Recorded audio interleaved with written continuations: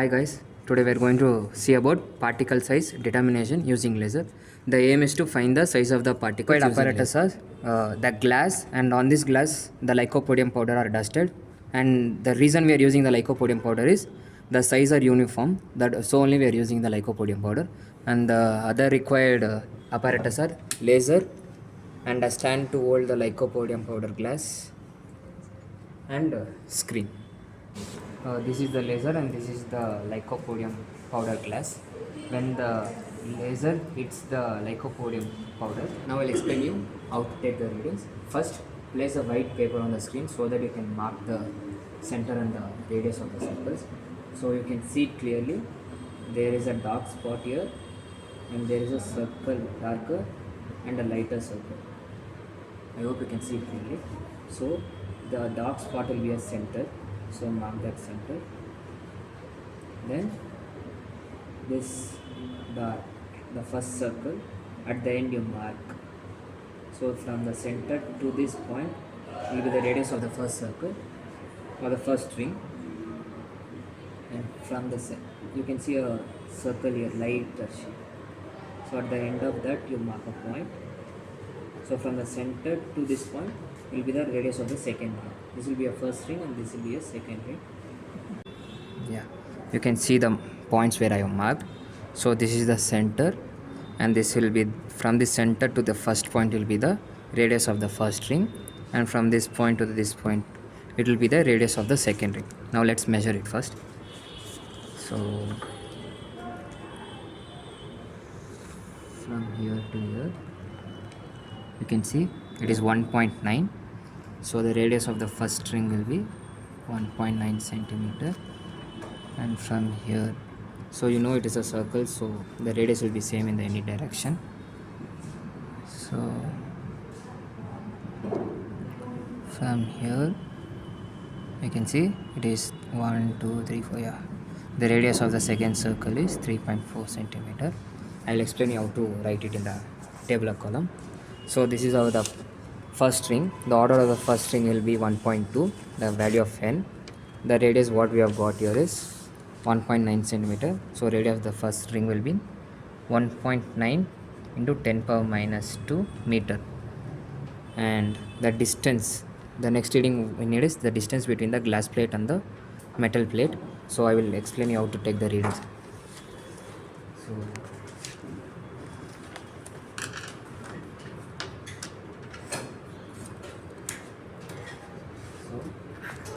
this is the screen and this is the lycopodium powder glass. So we have to take a distance from here till here.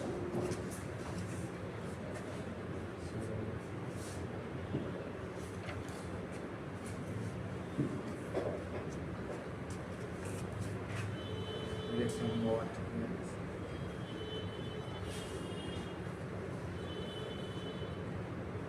So it is 92.4 centimeter. You can see it clearly. So from here it is 92.5 or 4 centimeter. So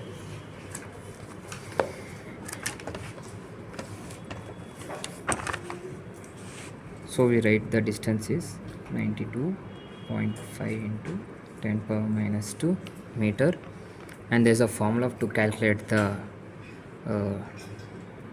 diameter here. The diameter is 2 times of the radius, but here there is a different formula to calculate that. So there is, we have to do, you get the diameter of the particle by 1.2. 1.22 is the order of the ring, and lambda is the wavelength of the laser we are using. The wavelength we are using is 625 into 10 power minus 9 meter, and the d1 is this distance. So you're multiplying it by again 92.5 into 10 power minus 2, and you're dividing it by its radius. It is 1.9 into 10 power minus 2. Okay, now after using calculator, after the calculations, you get the size of the particle d is 3.712 into 10 power minus 5. And for the second order ring, we have already measured the radius of that. It is 3.4 centimeter from the center to the point.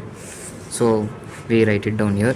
So it is 3.4 into 10 power minus 2 meter, and this is the second order ring, so the value of n will be 2.27 for this, and the distance will be the same. As we have not changed the distance, we have found the two concentric circles on the screen, so the distance has not changed for it. The distance will be the same, so it is 92.5 10 power minus 2, and the formula is also the same, but just for the first order the n will be 1.22, and for the second order the n will be 2.27. So you're multiplying it by 2.27 into wavelength of the laser, the distance between the plate and the screen, and you're dividing it by the radius, so it is 3.4 into 10 power minus 2. So you get 2.07.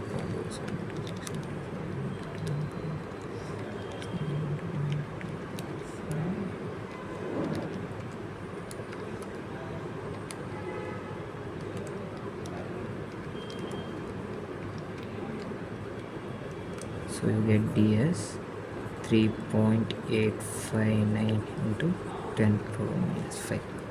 Yeah, now we have found out the size of the particle.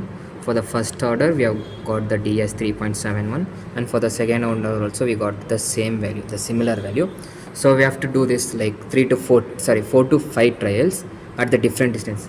We have to move either the screen or the glass. The distance between this, it has to be increased or decreased, and for the different distance you have to find the radius of the two circles, and you have to note down the readings, and you get the similar values for both the order of rings. Now I am going to explain you how to take the readings from the graph.